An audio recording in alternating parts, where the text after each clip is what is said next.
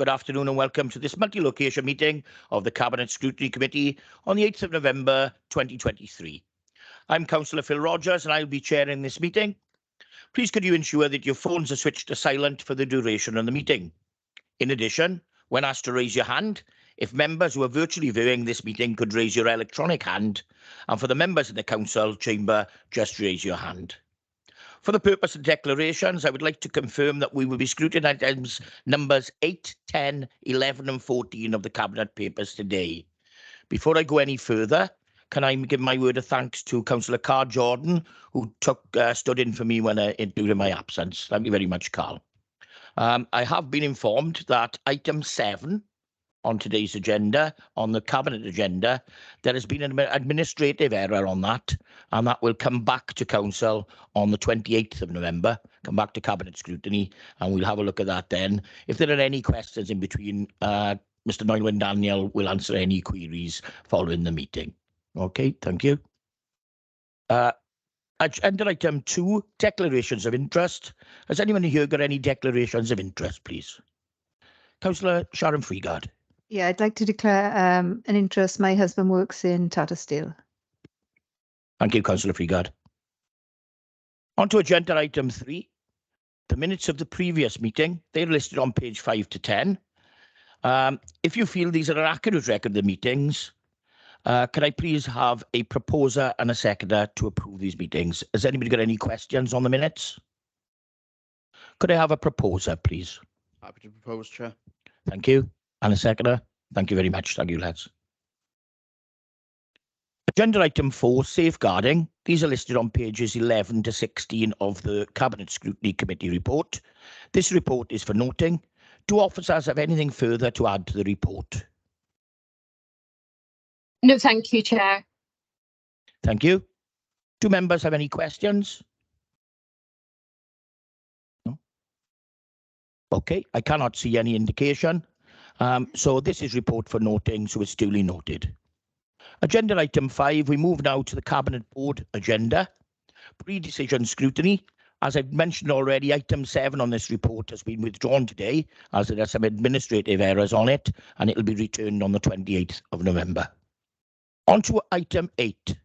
Biodiversity Duty Plan 2023 to 2026 is on pages 77 to pages 176 of the report. Officers, would you like to add anything additional? Nothing to add, Chair, at this stage, but happy to take any questions. Thank you. I have Councillor Suzanne Patterson first, please. Thank you, Chair. Yes, I have to go over some questions that I had personally, but give my thanks to Lana Bynan, who actually took a call and answered some of them. But for the purposes of any members of the public who may be having the same questions, I'll ask them again. So is Lana here, or is it Kerry? Right. Okay, yeah, well, I don't really mind. I'm here as well. Yeah, we're both here, Councillor Patterson, so we're between us. We'll try and answer any questions. Yeah, lovely. Thank you very much. One of the questions was for people perhaps at home more than in the chamber is that each time a planning application comes forward, you look at it individually, and so the question might be people who are not used to the system. How will this biodiversity duty affect applications? And unfortunately, the answer is different every time, because you have to look at everything differently. But we really need more development within the county borough. And one of my questions to Lana was how will this affect? How will this biodiversity duty affect achieving that? And so that's my question to Lana. Although she answered it to me personally, I'd like to ask it again in committee. Thank you, Councillor Patterson. Alana, please. Thank you, Chair. Thank you, Councillor Patterson. Yeah, well, firstly, biodiversity is obviously a material consideration with regard into the planning system. And as we explained, there's different sort of tiers of nationally important sites, internationally important sites. So if you've got internationally biodiversity important sites, such as a special area of conservation, for example, obviously it is deemed as more important and has more weight, and then you've got nationally important, such as triple SIs, but these are protected by the habitats regulations. So we'd have to undertake a habitat regulation assessment to show that there's no harm. But then you move down then to regionally important sites and also local important sites. So local important sites could be local nature reserves or special sites for importance for nature conservation. And we have a policy within the local development plan, EN6. Really, we should be avoiding these sites, but as you say, there's pressure then from economic growth as well. So it is balanced, and we have to look at, economic, environmental, social, cultural factors as well. But when we look at a sink site, first of all, we should say, right, we shouldn't really be building there. But if we have to, and if there's overriding reasons for that, then we can look at mitigation and compensation as well. So you can have both, and we've seen these on numerous planning applications whereby, okay, we could be losing some biodiversity, but we could, because Planning Policy Wales now, there's a new chapter 6 that they've introduced as net benefit. So you can't have like with like, you have to have a benefit, so it has to be above what was already there. And we've got a fantastic ecology team, and they're looking at new and innovative ways of boosting biodiversity through living walls, through green roofs, bat boxes. So we have to be creative to make sure that obviously we've got economic growth. We also make sure that we maintain and enhance our biodiversity as well. Thank you. And she anticipates. Thank you, Lana. Can I bring Kerry in a second, please? He's got his hand up. Thank you.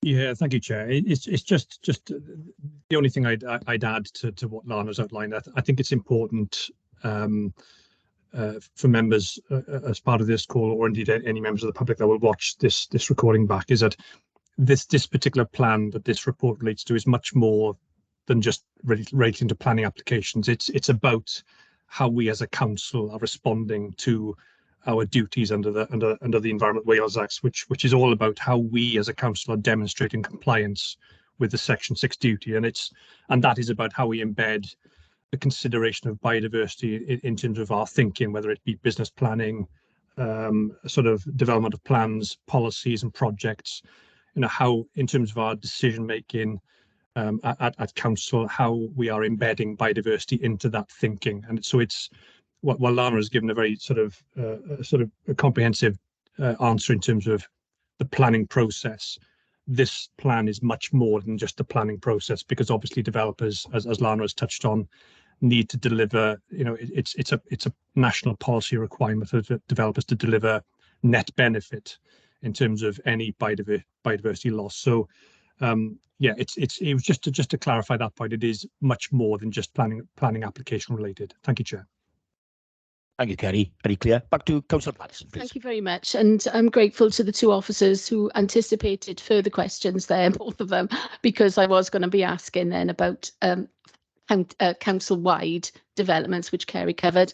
And also Lana mentioned that if we do get any planning applications, which may, there can be accommodations. So I'm grateful, and I am thoroughly in support of this. We need to protect whatever wildlife we have within the county borough, and I will be voting in favour. Thank you.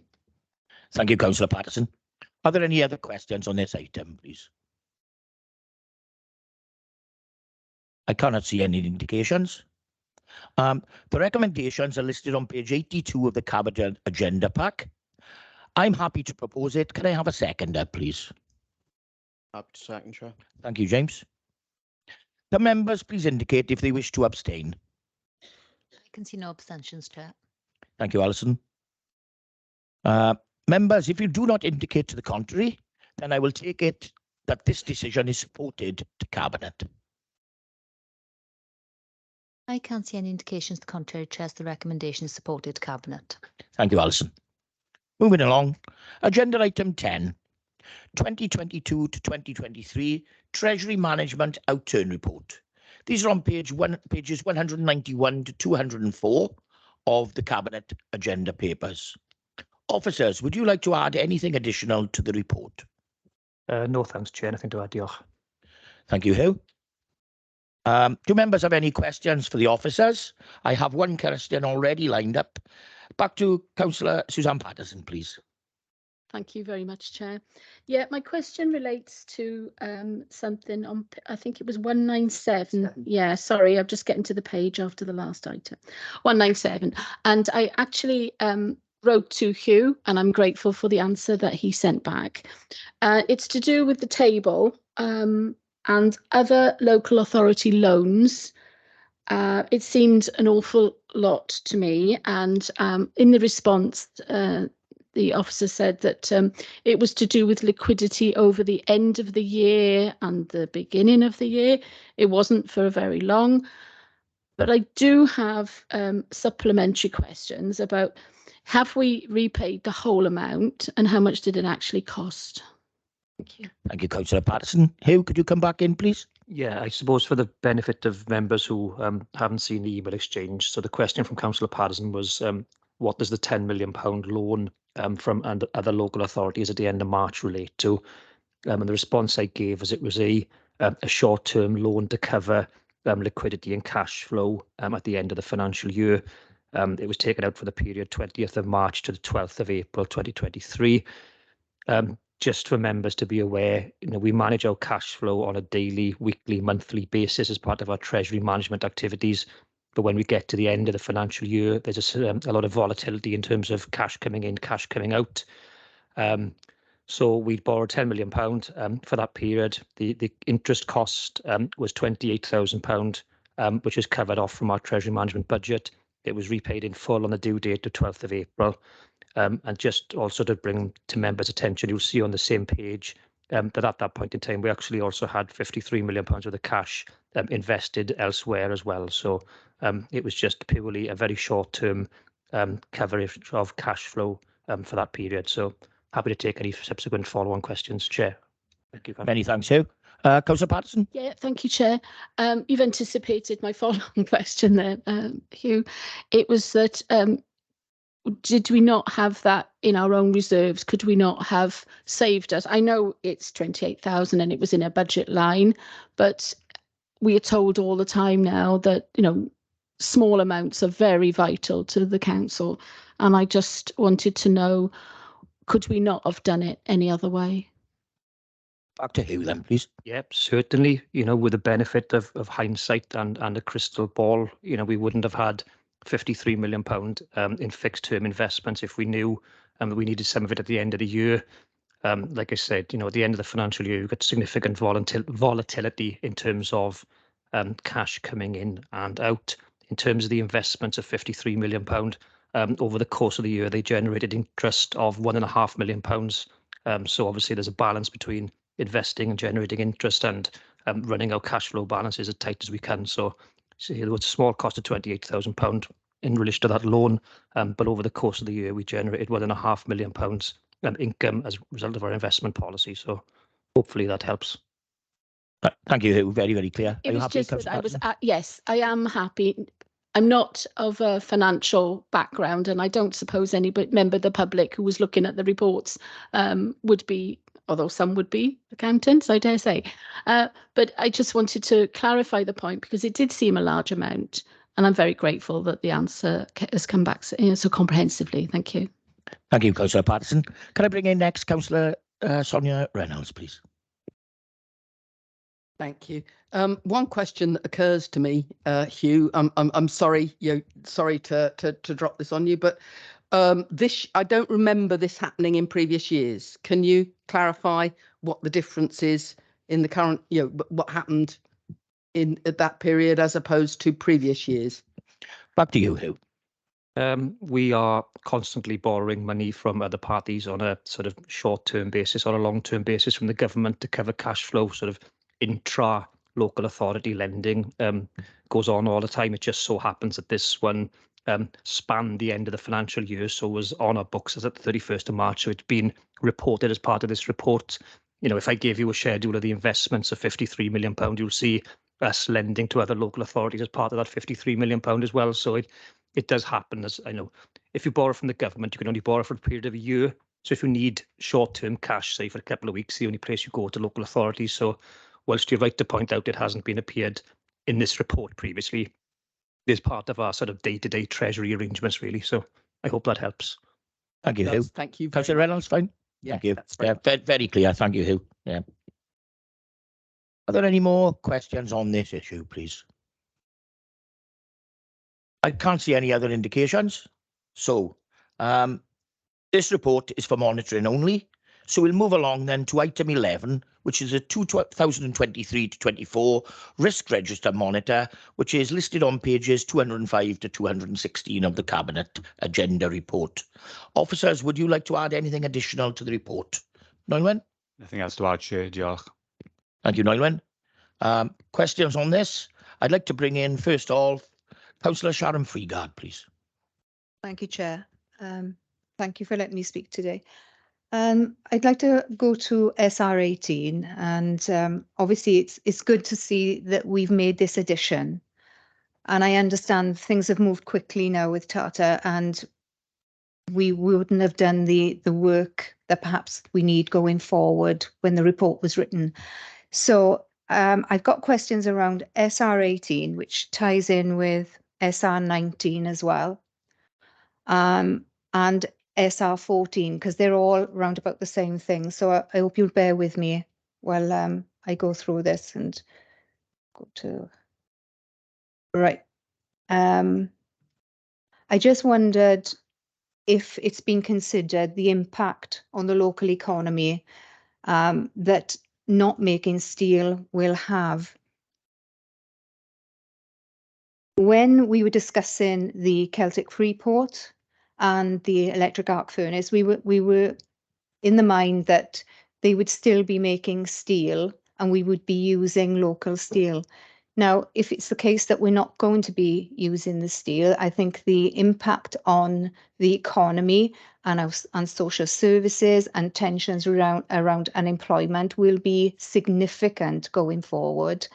So I was wondering what, if we had an action plan, what we are doing as a council to support Tata Steel, to support the workers there, to make sure that we do as much as we can so that we are actually making local steel. We continue to make it. If we don't continue to make it, we could lose prime customers. I mean, there are a lot of prime customers, BMW, Nissan, etc., that we could lose by the time the EAF comes online. So I wondered where we were going with that. The transition board was put in place for transition, bearing in mind that even Mr. Magg said himself that when we were talking about the Celtic Freeport, that we were going to be using local steel. Where does this leave us now? Because there will be such an impact locally, but far-reaching as well, if we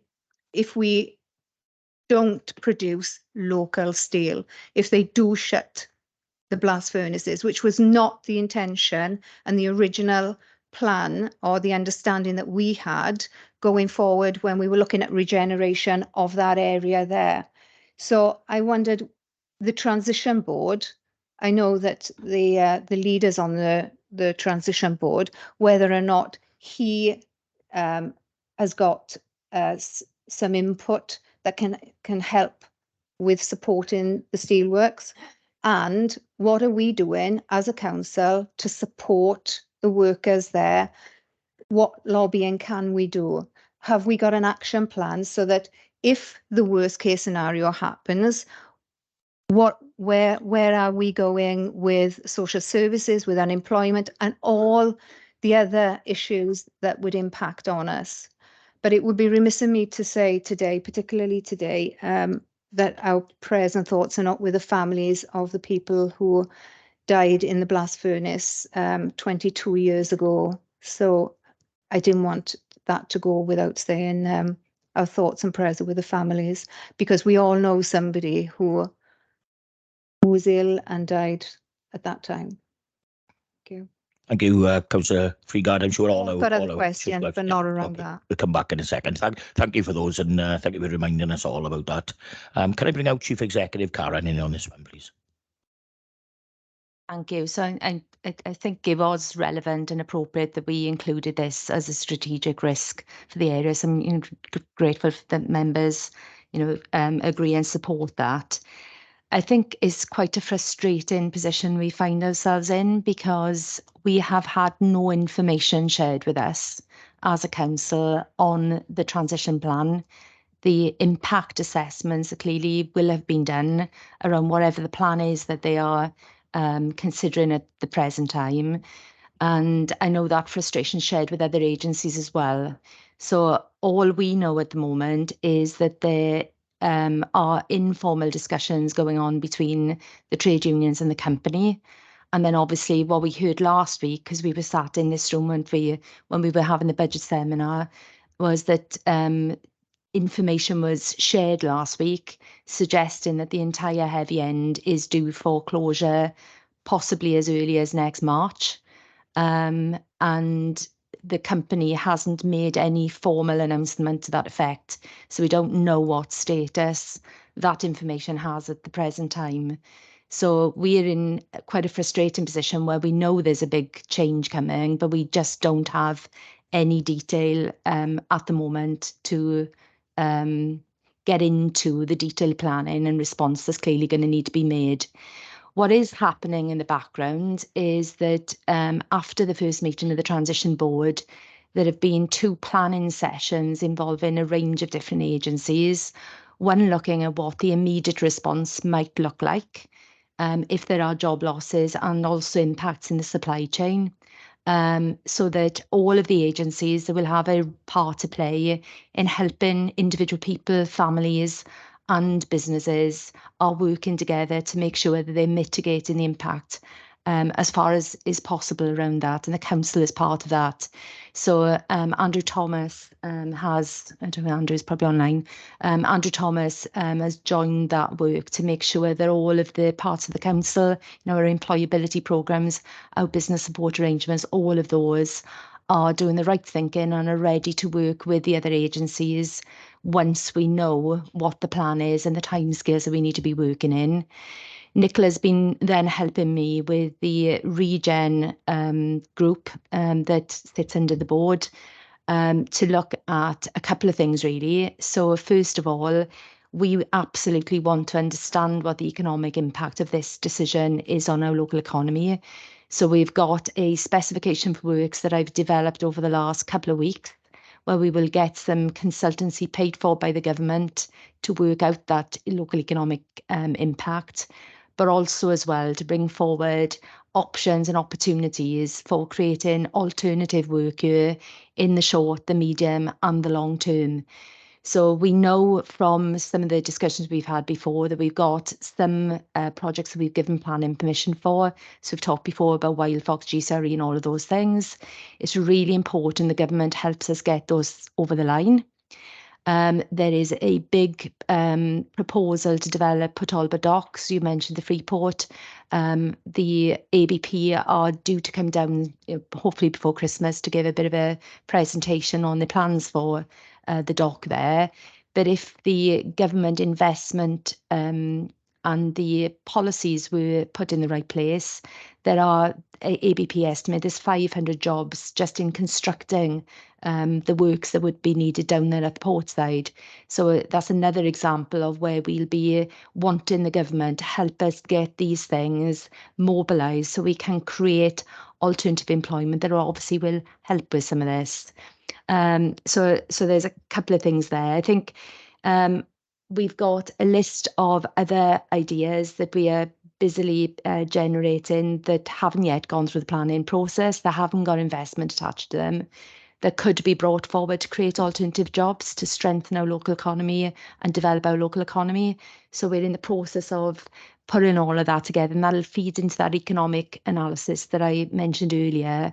And the intention is that you know that there's this 80 million that the government have put on the table and 20 million from Tata, is that we'll have a list of proposals with the impact that those could have on jobs and on the economy brought forward, so that the transition board can then consider where it wants to prioritise the use of that money. Clearly, some of it will be required to help with the immediate response, but in terms of the regeneration side of the transition board's work, we are preparing quite a long list of things that could be done were the investment and the opportunities able to be brought forward around all of that.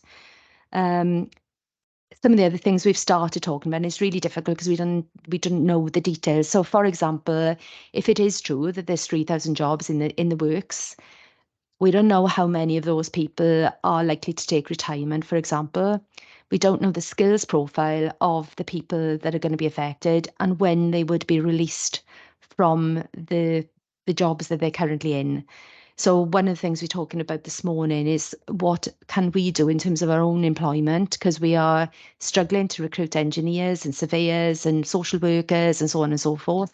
So as an employer, there may be things that we can do around holding our own vacancies, retraining opportunities that we could consider within our own workforce to support all of that. And then I think what we're looking for is some help from the universities in particular to understand what the impact of these types of changes are on those wider issues that you mentioned, so social services, free school meals, whatever it is. But without the detail of who is going to be affected, when they're going to be affected, how they're going to be affected, there's only so much planning that we're able to do at the moment. What I can say to you is I personally put a lot of time into this over the last 3 to 4 weeks, as has Nicola, as has Andrew. And what we are saying to the government is we will need government to consider giving us some funding so that we can create the right capacity to engage with this in the right and proper way. Because the short-term impacts, that's going to take months and months and months, isn't it, to work its way through. But the regeneration requirements that I think that we will have in the area, they could be 10 years plus. And we need to make sure that we've got enough funding in place to create the people capacity to be able to engage with that, to actually get the work done and to roll all of that forward. So that's what we've been doing in the background while we're waiting for a formal announcement from the company and for detailed information to come forward. On the issue of steel and the Freeport, one of the questions that we are asking is what is the plan for the site? Because as you know, it's adjacent to the ABP land down there, and absolutely it's a key strategic site. I think regardless of the Freeport, we would not be content with allowing that just to be left in a mess down there. I think we would be legitimately expecting that site to be remediated and brought forward for alternative beneficial use. But I think there is a massive opportunity if all of these things were to be brought together to really support and extend what is possible through the Freeport, if the right type of investment could be brought alongside there. Because one of the things people will tell you with floating offshore wind is that you can't have enough land to support it, because the size of these structures, as Roger's mentioned when he's come to speak to you before, they're absolutely enormous. Both Nicola and I have been to look at them. They are huge. So there is an opportunity, depending on what deal has been done between the company and the government, to bring forward that site when it's no longer required for its current purposes, to help us to really drive a completely new industry into this area with all of the, the clustering effects that could come on the back of that. So I've been asking that question about what is the plan for the site, accepting that we don't have a plan at the moment. It's really sensitive, isn't it?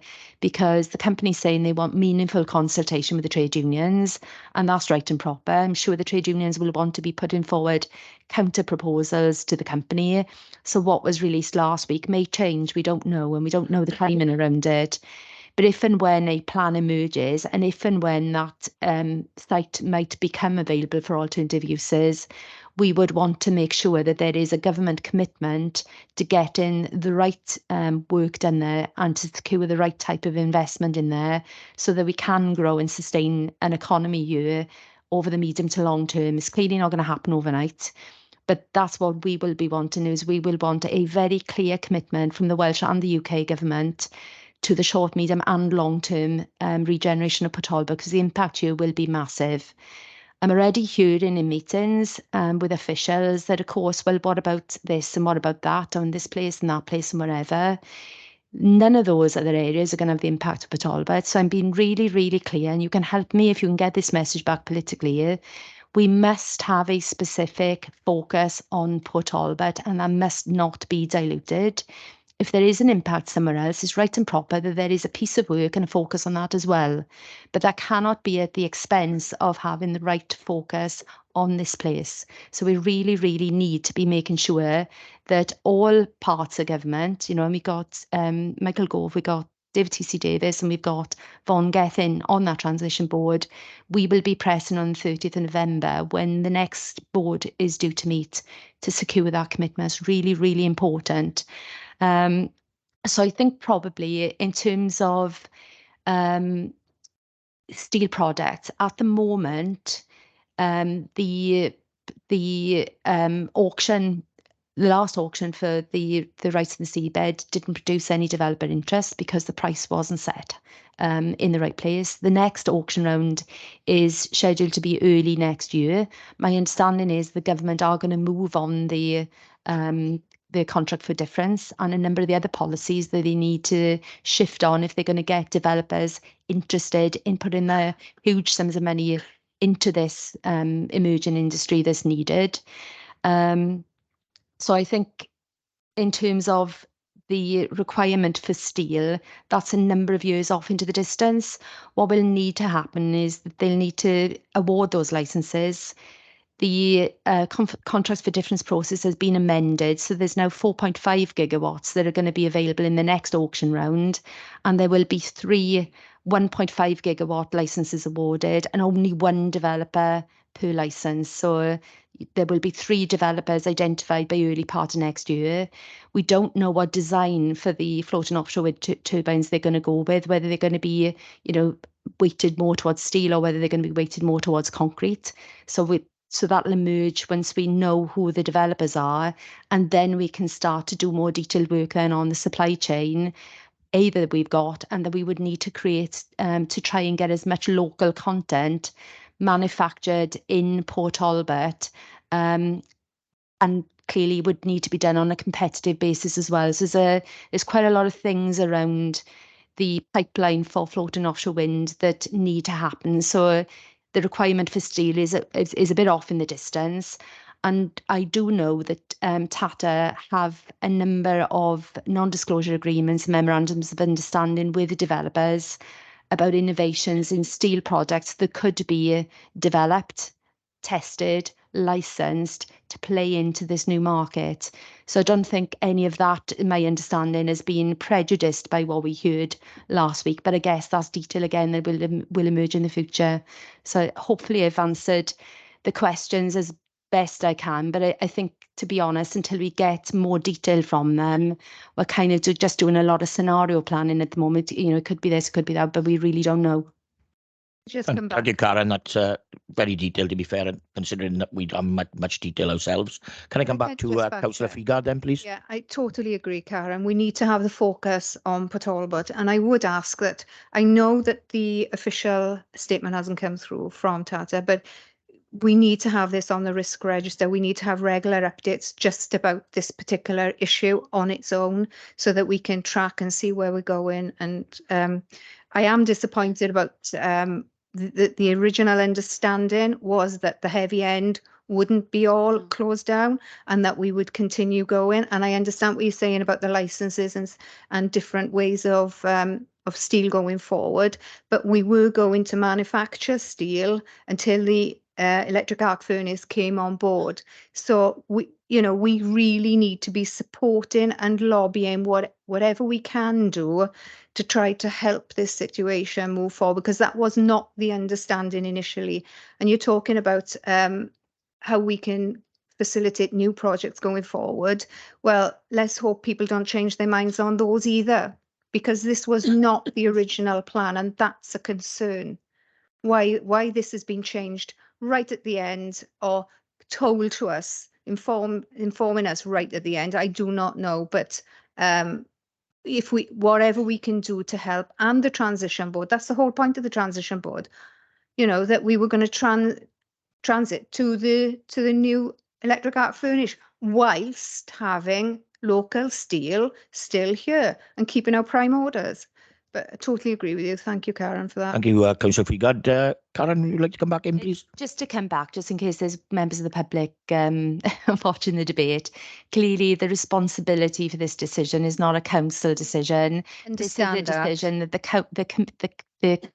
the company is making, and I presume on commercial grounds, bearing in mind the need to decarbonise steel, and in the context of a deal that they've done with the UK government. So just really, just for the tape, although the councillor's got a big role to play in helping and supporting people, businesses and our communities through whatever is going to happen, we are not responsible and accountable for the decision itself. That firmly sits with the company and whatever deal they've done with the UK government. Thank you, Karen. Yeah. Councillor Freegard, Yeah, would you like to come back in? I understand you've got one other further point as well. Huh? Thanks.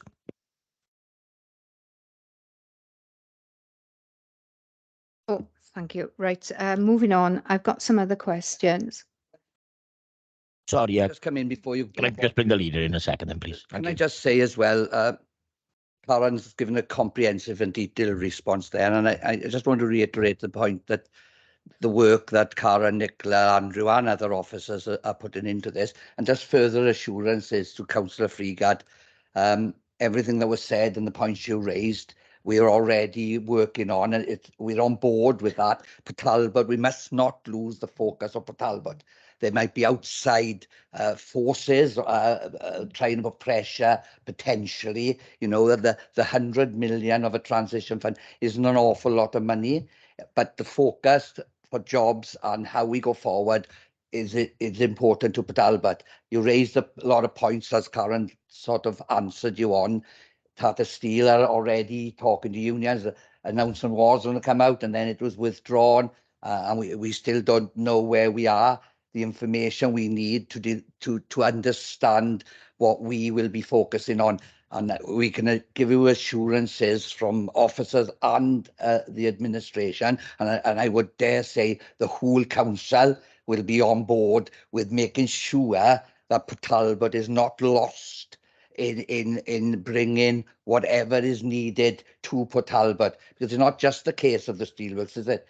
There's the town centre. There's so many aspects of what is going on here that's going to affect the wider regions as well. But that's the point. Mustn't lose sight of Talbot as the main focus for us all. I just want to give you assurances that we are all on board, I would assume, with all of that, what you have said. But let's get the information so we're able to do it in the way that we can go forward. Thanks, Chair.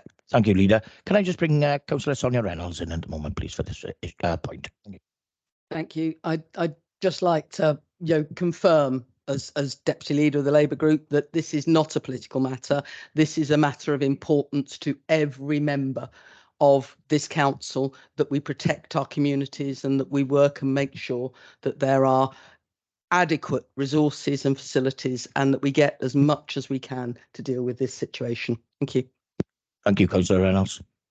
Back to Councillor Freegard. She's got a couple more issues to raise on this item, please. Okay, thank you. SR05, the safeguarding issue. I was just going to ask Kerry about the safeguarding issue. In terms of training and looking at transitional safeguarding pathway, I wonder why we haven't got it in place already. And I could see that back on the scrutiny paper, we were looking at safeguarding and training for people working in social services. Now, I would have thought that that was mandatory, that they would have that training when they started, because obviously it would safeguard themselves, our employees, when they're actually working with people, and safeguard the people that they're actually working with. So I wondered why why it wasn't already in place, because I thought in audit a couple of years ago that was a given that that was going to be put in place. So just wondered if there was some more clarity around that, please. Thank you, Councillor Freegard. Can I bring Mr Andrew Jarrett in, please? Yes, thanks, Councillor Freegard, for that question. We do have that in place. I think it needs further development, and we need to continue to develop our safeguarding training. So that's why it's in there, as far as I'm concerned. The bit about transitional safeguarding pathway, that's a separate training issue that we are rolling out across adult services in particular. But as you will know from the scrutiny item, the training that we give around the basic training for safeguarding has to be done every 3 years. So we need to get better at monitoring that, because I think there's still work that we can do around monitoring that and the way that we implement it. So I think we have implemented it as far as we have, but there's still work to be done. And I'll be bringing back a report through to my scrutiny committee in Cabinet around some of that. Okay. Thank you, Andrew. Is that okay, Councillor Freegard? Yeah, and it'll be good to see this obviously on the risk register to see where we're going with that as well. Yeah, I got one other, which is 206 about the occupational health. I understand that we're employing extra OC health, and I just wondered why we weren't using the occupational health that we had. Is it SO6? It says the council has allocated resources to the health and safety team to employ an appropriately experienced qualified occupational health and safety manager and a team of health and safety officers. So I just wondered why we didn't have them in place already. Thank you, Councillor Freegard. Can we bring Sheena in, please? Thank you. And just to clarify, Councillor Freegard, we're not suggesting that we didn't have that team in place or that they are additional resources. We're just spelling out the fact that we do employ an occupational health and safety manager and an occupational health and safety team. And by having those officers in place with their qualifications, and the health and safety framework that they have put in place that mitigates the health and safety risk across the council. So they are employees of the council, they're not external resource. Thank you, Sheena. If you could just point out on that, it is actually SRO7, not SRO6. Okay, thank you. Thank you. Are you okay with that? Just say, Councillor Freegard? that's not quite clear in that statement there, but thank you for that, Sheena. Thank you, Councillor Freegard. Councillor Patterson, please. Thank you for allowing me to come back. It was on the safeguarding issue. We set in place as a council quite some time ago safeguarding training for our taxi drivers. I just wanted to ask to make sure that that was still going on as a rolling programme, because they come in contact with all of our residents, and I just wanted to make sure that that training was still going ahead as well. Thank you, Councillor Patterson. Can I bring Craig in, please, on this one? Yes, Councillor Patterson, that training is embedded in our practices in respect of the licensing. It's conditioned, obviously, in respect of licenses that are issued, and there's rolling programmes of training, which we're actually trying to extend into different areas as well to make it all encompassing. Thank you, Craig. Are you happy, Councillor Patterson? Thank you. Next person I have up on this item is Councillor Sean Percy, please. Thank you. Yeah, I've got 3 questions on this item. The first 2 relate to SR01 on the risk register, and the first one was the item around bridges and structures. In the commentary there, it refers to a rolling programme of principal and general inspections. I just wonder if officers are able to give an indication of how far progressed that programme is. And I've got another question on SR01, so I'll ask that again if that's, as well, if that's okay, Chair. That's fine, Sean. Thank you very much. Can I bring Nicola in? Can I bring Nicola in? Oh, you wanted to go on? Sorry, Sean. If I take the 2, perhaps it might be easier, because I don't know if the same officers can No, respond. oh, sorry, I misheard. Sorry. No, that's fine. The other one was in relation to the property asset management plan, and that's welcome to see first, because I think there was feedback in the last session that had sort of dropped off the risk register, perhaps by accident. So it's welcome to see that back in. In that item, it mentions the recommencement of the condition surveys of council buildings as an action. And I wanted to ask the question there if we currently have adequate staffing resource to actually carry that out. Chair. Thank you, Councillor Percy. Can I bring in Nicola P.S. now then, please? Thank you, Chair. In terms of the first question, we've got a rolling programme of inspections in place for our bridges and structures. So we've got 20 principal inspections for the longer span structures, which we operate on a six-year cycle, and we're on target to achieve those inspections. We also undertake 250 general inspections on every year. And that is on a 2-year cycle, and we're on target to achieve those inspections as well. So that responds to your first question. In response to the property asset management plan, we are behind in terms of updating that plan because of resources internally. We have had to redirect the officer who was undertaking that work to do other work within the directorate. We've put him back in place now, and his focus remains on the property asset management plan. And we hope to bring a report before members towards the end of this month, potentially the beginning of next month, to identify where we are in terms of the condition of all of our buildings. Thank you, Nicola. Councillor Percy, if you'd like to come back in. Yeah, thanks. Happy with the response on those two, Chair. And I've just got another question on SR 18, which actually in hindsight Nicola will probably take as well. And that was in relation to the levelling up risk that's been de-escalated off the corporate risk register, and that was in relation to not delivering the projects in the funding deadline of 2025. I just wondered if officers could give some more background as to why that risk has been de-escalated from the corporate risk register. Thank you. Thank you, Councillor Percy. Nicola, back to you. As members will be aware, we were successful in securing levelling up funding for a project within the Neath Valley area. Part of that project was for the Knoll Country Park. The other part of that project was for the waterfall country up by Pontypridd Fechan. We had a letter of intent from the landowner in Pontypridd Fechan regarding the use of the land within his private ownership. And after securing the approval to deliver that project, there were difficulties securing that land. And the only alternative way forward was to pursue a compulsory purchase order process.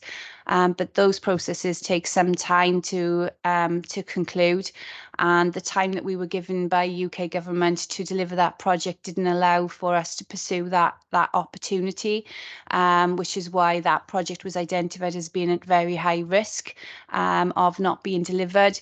We were subsequently advised by UK government that they would give us extra time to enable that process to be followed, which is why that risk was amended. So we are currently pursuing that process in conjunction with trying to secure a negotiated position. So we're basically riding two horses at the moment. Thank you, Chair. Many thanks, Nicola. Very clear. Councillor Percy, would you like to respond?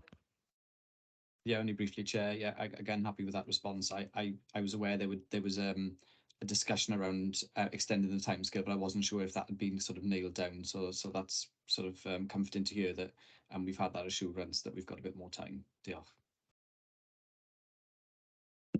Thank you, Councillor Percy. Are there any other questions on item number 11 now then, please? I can see no indications, so thank you all for that. We'll move along. The Cabinet Scrutiny, back to the Cabinet Scrutiny agenda. Agenda item 6, the forward working programme, is on page 17 to 18. This item is just for noting unless members have any comments. Do we have any comments on the forward working programme, please? I can see no indications, so we'll move along from there. Agenda item 7, you'll be pleased to hear that again, I do not have any urgent items. Agenda item 8, access to meetings. I'm happy to propose. Can I have a seconder to resolve to exclude the public, please? Second, Chair. Thank you, James. Agenda item 9, pre-decision scrutiny of private items. We're moving back again to the Chair, can we just confirm there are members of the public? Oh, sorry. Removed, yeah. please, and that the recording has been stopped. Sorry, Alison. I understand there is a member of the public present. Thank you.